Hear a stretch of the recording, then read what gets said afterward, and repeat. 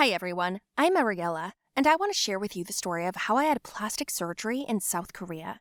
Have you ever had plastic surgery to fix something on your body? Like you, I've heard two opinions. You need to accept yourself as you are, and the other, why not have it the way you want it? Everything in my appearance has always suited me. The only thing I would like to do is get bigger eyelids. I have my own, but they didn't seem big enough. And looking at the makeup tutorials on YouTube, I wanted to draw my eyes like Lady Gaga's. I didn't want to have surgery in my town. First of all, I didn't really trust the beauticians there, and secondly, rumors traveled fast. My neighborhood is small, and I didn't want to be talked about that I was being made into a doll, especially since I was already pretty. Anyway, guys, I wanted to do it in South Korea, but as soon as my sister heard the price, along with a flight, accommodation, etc., she was just aghast. Are you crazy? For that kind of money, I'd buy myself a new couch in my apartment. I'm not financing you. Ask your boyfriend, she said, but that's about what I expected. Just so you understand, even though my boyfriend has money, he screws up so often that he gets locked up at home and deprived of money. He wouldn't even willingly give birth to that kind of money. But I had another option. My sister has a boyfriend in South Korea, and I asked if she would take me to him for a couple of days. Especially since my favorite actor, Lee Dong-wook, lives there. I'd give anything to meet him, but only after the surgery. I want big eyes like his, and then I can charm him, I told my sister.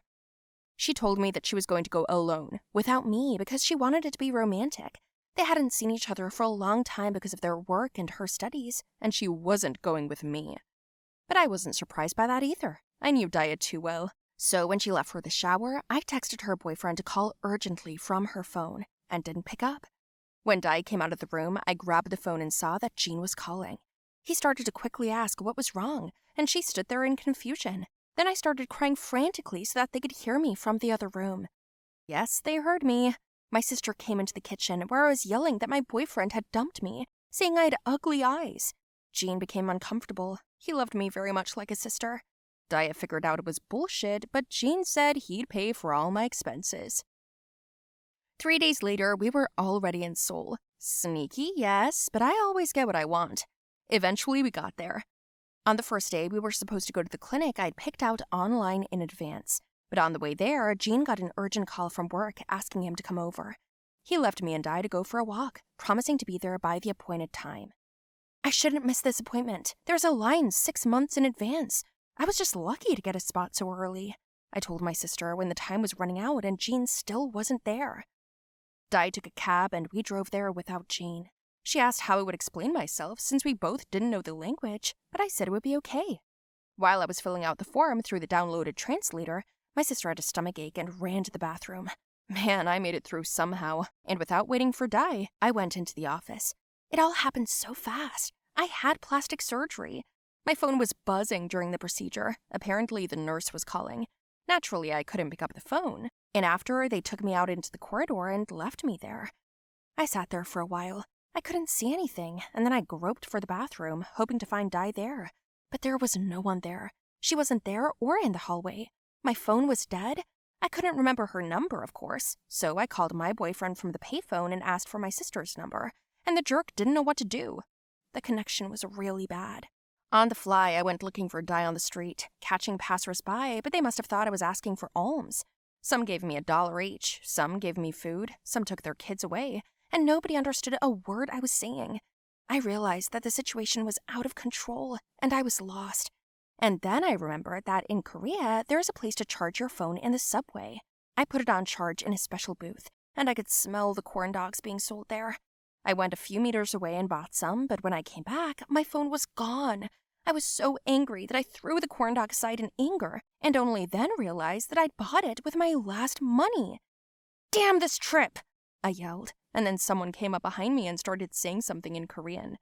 I turned around and saw familiar eyes through my barely open, blindfolded eyes. "Dong-wook? Am I dreaming or what? Or am I anesthetized? Did I die and go to heaven?" And he answered me in his language. "You threw this at me," and handed me my hot and greasy corn dog. I didn't even hear him. I just looked up at him with my mouth hanging open. "Are you okay?" "Huh? Are you fine? Do you need any help? Did you run away from the hospital?" I'm in heaven, aren't I?" What? "What?" Do you need help? Yes, I do. Yes, I do. Are you gonna help me? I can't refuse you in this condition. I immediately touched my face and remembered my eye surgery and realized that I was standing in front of my crush like that. Ah! I yelled in his face and immediately turned away. Shit, no, why like this? Not like this. Why here and like this? Am I cursed? Was going around in my head. It hurt me to cry, but I did. He immediately handed me a handkerchief and asked me not to cry, telling me there was nothing wrong with eyelid plastics. It was popular in his country. He asked me not to feel embarrassed, and then asked if I had anyone around. I told him I'd lost my sister. Without further ado, my crush took my hand and put me in his car. My heart was pounding like crazy.